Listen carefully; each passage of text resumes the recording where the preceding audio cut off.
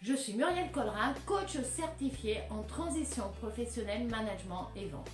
Avez-vous remarqué, dans le cadre de changements majeurs, de volontés différentes et des changements d'humeur, ces éléments peuvent venir contrecarrer tous vos plans et faire d'une relation professionnelle sereine un parfait enfer. Que vous soyez manager, vendeur, commercial, administratif, il est indispensable d'entretenir des relations professionnelles de qualité. Mais voilà, il peut parfois arriver qu'un de vos contacts professionnels, un binôme, un manager, un collaborateur de votre équipe montre des signes d'aversion à votre égard. Et voilà que tout l'édifice de calme et de bonne entente que vous pensiez avoir construit s'effondre. Certains, face au conflit, montent au créneau et décident de s'exprimer, faisant monter la pression. D'autres, par contre, vont s'enfermer dans le silence. Tout dépend de votre personnalité. Le conflit vient de diverses sources. Conflit d'objectifs, conflit de méthode, conflit de valeurs, conflit d'émotions, d'opinions.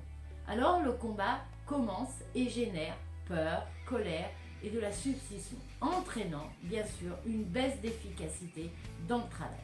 Alors, comment gérer une relation conflictuelle afin de retrouver performance et bien-être au travail? Lorsque vous ressentez un rapport de force avec un collaborateur, que vous ressentez des attaques non justifiées sur votre travail et que cela génère chez vous une perte de motivation, une perte de sens, là, la base est de retrouver le dialogue et la réconciliation. Donc la clé numéro 1, c'est au contact de cette personne. Restez calme, ne vous laissez pas emporter par vos émotions. Soyez assertif, ni agressif, ni passif dans le discours. Soyez ferme par contre dans vos propos. Faites reformuler lorsque ce n'est pas suffisamment clair. Soyez factuel, restez sur des faits et non des ressentis.